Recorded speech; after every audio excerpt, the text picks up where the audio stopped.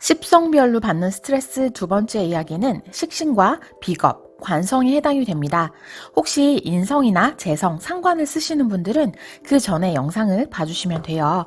사주의 십성 중에 이 오행이 힘을 쓰는 모양일 때, 격이거나 힘의 중심이 이쪽에 쏠려 있을 때 이러한 특징들이 잘 드러난다고 생각해 주시면 됩니다. 식신입니다. 같이 내 기운을 설계시키는 놈들인데 상관과 식신은 대접이 많이 다르죠? 식신은 예로부터 먹을 복이며 최고의 길신이다 라는 이야기를 듣는 십성인데요. 많은 이유들이 있겠지만 가장 뚜렷한 이유 중에 하나는 평관이라는 우리에게 주어진 가장 큰 고난이나 시련을 막아주는 방패 역할을 하기 때문이에요. 평관은 나를 강하게 극하면서 내리누르는 힘인데 그것을 딱 막아주는 든든한 아군이 사주 속에 있으니 제일 골치 아픈 스트레스가 해결이 이미 된 상태인 거예요. 어떤 나라나 그 지역마다 그 지역의 주민색이나 어떤 나라색이 있잖아요. 어디는 빠릿빠릿하고 급하면 어디는 여유롭고 느긋하고 그렇단 말이죠. 식신은 사주에 발생할 수 있는 가장 큰 문제거리가 이미 해결이 된 상태이니 여유롭고 느긋합니다. 그러니 다른 십성들에 비해서 스트레스 지수가 낮아요. 안정감이 이미 사주 속에 자리 잡고 있는 거예요. 그렇게 느긋하고 안정감이 있으니까 남들에게는 화날 만한 일도 내비둬 그럴 수도 있지 뭐 하고 넘어가게 될 수 있는 거죠.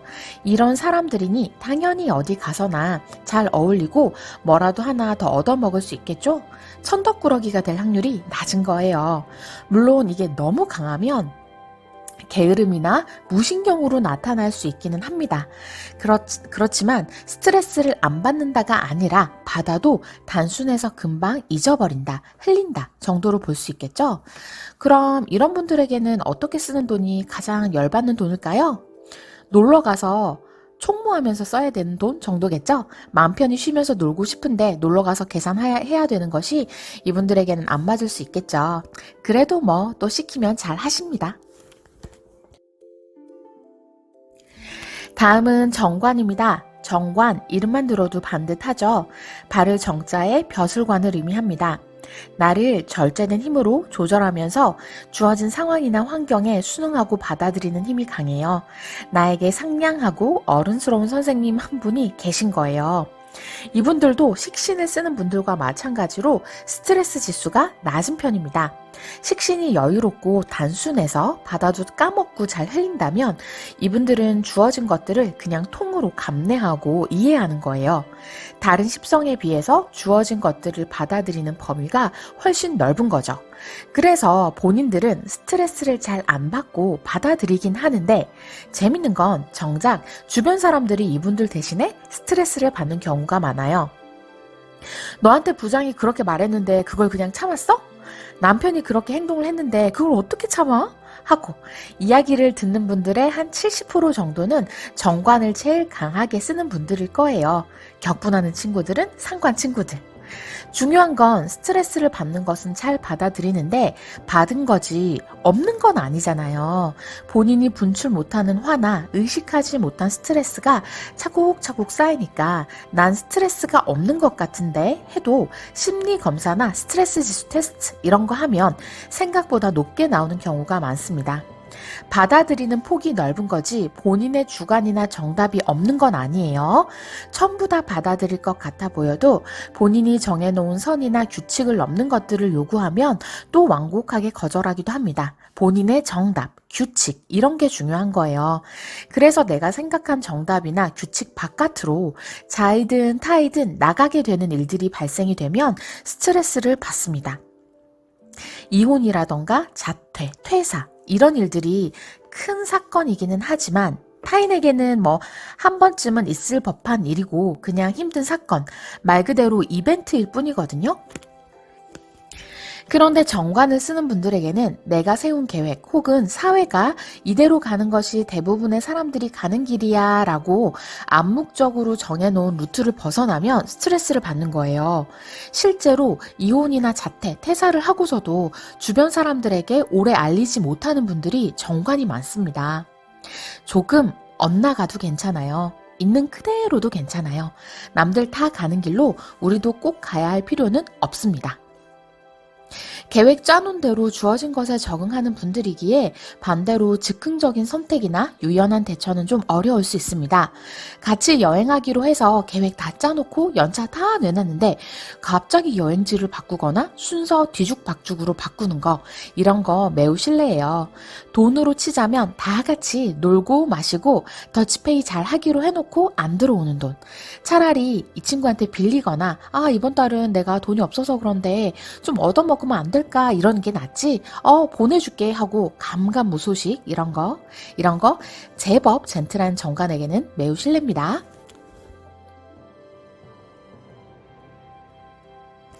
다음은 평관입니다. 정관이 그냥 커피라면 평관은 TOP예요. 정관이 수능, 협조, 감내라면 평관은 극기, 극복, 절차 탁마를 떠올리게 합니다. 평관은 나를 강하게 내리누르는 힘, 나를 극하는 것을 의미합니다. 평관은 검색해보면 좀 무서운 이야기들이 많아요. 단식으로 평관운이 오면 스트레스를 받을 수 있다고 해석을 하기도 합니다. 정관이 상냥하고 부드러운 선생님이라면 내 사주 속의 평관은 PT 선생님이 들어앉아 있는 거예요. 10개 뛰세요 회원님 하면 무조건 10개 뛰어야 하는 거죠. 다리가 막 후들거리고 헛구역질이 올라와도 중간에 관두게 해주시나요? 진짜 힘들어서 죽을 것 같다고 해도 사람은 그렇게 쉽게 죽지 않아요. 토하고 와서 다시 뛰세요. 버티세요. 우리의 평관 선생님은 이렇게 이야기합니다. 그래서 평관은 내가 극복해야 할 미션, 이겨내야 할 시련인 거예요. 그런데 이렇게 하다 보면 어때요? 그렇게 비실비실했는데 어느새 3대 300을 치고 있는 나를 발견할 수 있는 겁니다. 그럼 3대 300을 쳤으니 이제 끝났을까요? 아니죠. 이제 3대 400을 위해 달려야 하겠죠. 그래서 평관은 나에게 주어진 관계, 환경, 상황을 이겨내야 할 미션으로 인식하게 되는 경우가 많아요. 회사 사장님이랑 어쩌다 밥 한 끼 먹게 되는 것도 평관에게는 성공해야 할 퀘스트로 인식이 됩니다. 회사에서 발표가 주어지거나 시댁에서 무언가 부탁하거나 이런 모든 일련의 일들이 내가 풀어야 할 숙제가 되는데 PT 선생님이 옆에 붙어 있어서 설렁설렁은 못하겠고 그러니 스트레스 받고 힘든 거예요. 삶이 한 고비 다음에 다음 고비, 이거 이기면 성장, 이런 식으로 극기와 성장을 반복하는 계단형 그래프를 그립니다. 스트레스 지수가 어떨까요? 당연히 모든 10성 중에 상위에 속하게 되겠죠. 그렇게 내가 나를 갈아왔으니 남들 눈에도 그런 것들이 보여지길 원합니다. 내가 이룬 것들을 과시하고 싶어요. 내가 힘들게 올려놓은 성과들을 남들이 별거 아닌 것처럼 볼 때도 스트레스를 받아요.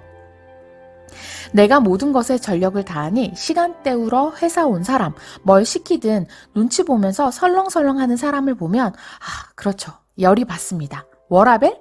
일하러 왔으면 일을 해야지 무슨 밸런스를 찾고 있어. 평관은 그렇기 때문에 본인에게 확실한 보상을 주는 게 좋아요. 자, 미션을 성공했으니까 일주일 아무 생각하지 말고 놀아, 편하게 쉬어. 이렇게 본인에게 주는 상을 적절히 잘 활용해서 본인을 스트레스에서 좀 쉴 수 있게 해주세요.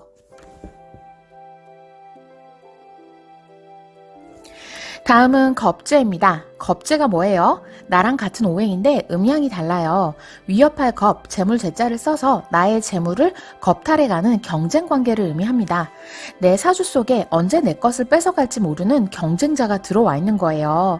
뺏길까봐 두려운 내 마음은 내 재산 절대 지켜 하는 승부 근성으로 나타나면서 강한 투쟁심과 승부욕으로 발현이 되는 경우가 가장 많습니다. 동시에 무의식 중에 사주에 새겨진 탈재에 대한 두려움이 있는 분들입니다. 이런 분들에게 가장 큰 스트레스는 당연히 경쟁에서 실패할 때, 내가 생각하는 상대에게서 뒤처질 때 극명한 스트레스에 노출이 됩니다. 그러니 어떻게 될까요? 내가 지지 않기 위해서라면 어떤 유용성도 발휘할 수 있는 분들이기도 해요. 내가 싫어하는 놈을 이기기 위해 그것보다 조금 덜 싫어하는 놈과 손을 잡기도 하고 내 주위에 있는 지형지물을 최대한 활용해서 승리를 끌고 오는 능수능란함이 있어요. 진짜 부재는 겁재를 쓰는 부자라는 말이 있습니다. 바로 이런 겁재의 특성에서 비롯한 이야기예요. 삼성이랑 애플이랑 경쟁 관계라고 봐요. 근데 삼성이 경쟁에서 이겨서 애플을 흡수해버린다면 그 힘이 얼마나 커지겠어요. 대신에 그렇게 합병이 되기 위해서는 가는 과정까지 아무 일 없이 바로 순탄하게 가서 악수 딱딱하고 바로 사인하고 이렇게 끝나기만 하지는 않겠죠? 수많은 물밑 작업과 배신과 치열한 줄다리기의 연속을 겪어야 합니다. 겁재는 그런 심리가 내 안에 있는 거예요. 주어진 환경에서도 곧잘 일어납니다. 평관이랑 비슷한 듯 다른 부분이 있는데요. 기세가 비슷하게 터져 나오더라도 평관은 본인만의 원칙을 고수하기 위해서 결과를 보고 달리게 프로그래밍이 된 거라면 겁재는 내 것을 뺏기지 않아야 한다, 먹히지 않으려면 먹어야 한다에 더 가깝다고 볼 수 있겠죠. 굉장히 야성적이고 동물 본연의 본능이 넘치는 힘인 거예요. 평관, 겁재, 그래서 이 둘이 만나면 굉장히 파워풀한 힘을 만들어내기도 합니다. 자, 마지막은 비견입니다. 비견은 나와 음양이 같은 오행을 의미합니다. 어깨를 나란히 견준다, 비견의 뜻이에요. 비견은 공동체, 우리는 같은 팀, 겁재가 힘이 양쪽으로 분산되어서 서로 당기는 형태라면 비견은 같이 당기고 결과도 나누어 받는 모양새를 가지고 있습니다. 물론 쟁제가 되는 경우도 있지만 비견만 단식으로 두고 보았을 때는 그래요. 그러니 관계에서 일의 배분에 있어서도 똑같은 에너지를 들였으면 성과도 똑같이 받아야 하는 게 당연한 거예요. 원래라면 그렇죠. 이게 당연한 건데 자본주의 사회에서 모든 인간 군상이 여럿이 섞여 있는 곳에서는 이런 당연한 것들이 무시되는 경우가 빈번하게 발생이 됩니다. 그런 불합리하고 불공평한 결과나 관계에서 비견은 강한 스트레스를 받습니다. 팀원들이 다 같이 으쌰으쌰 해서 프로젝트를 완성하고 성공시켰는데 팀장만 성과를 인정받고 포상을 받아요. 부모님이 유산을 물려주시는데 언니랑 나는 100만 원씩만 주고 동생에게만 땅 1000평을 물려줘요. 이런 상황이 누구나 마음에 안 들겠지만 비견은 그냥 마음에 안 드는 게 아니라 이해가 안 되는 거예요. 비견이라는 DNA에는 품앗이, 둘에 향악이 새겨져 있는데 실컷 같이 품앗이 해줬더니 결과는 공평하지 않게 흐른단 말이죠.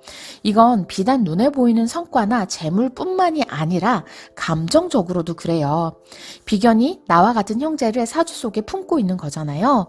그러니 상대의 슬픔이나 아픔, 억울함을 내 일처럼 공감해주고 같이 나눠요. 그러려고 노력하는 게 아니라 자연스럽게 그렇게 공감이 되고 나누어지는 거예요. 나라는 비견은 너와 나를 구분하는 게 아니라 하나로 인식을 합니다. 나는 우리가 같은 팀이고 공동체라서 나누고 같이 짐도 짊어주는데 상대방은 그렇지 않아요. 응, 도와준 건 고마운데 네 거는 네 거고 나는 나야. 이런 경우가 많기도 하고 스트레스도 강하게 받습니다. 이분들은 세상 사람들이 모두 나와 같은 DNA를 가지고 있지 않다는 것부터 출발을 해야 해요. 세상은 원래 불공평한 것, 공동체는 필요에 의해 짜여졌다가 해체도 되었다가 한다는 것, 그리고 자연의 섭리가 그렇다는 것. 진짜 나의 팀은 오직 나뿐이라는 걸 기억을 하시고 하나씩 풀어가 보세요.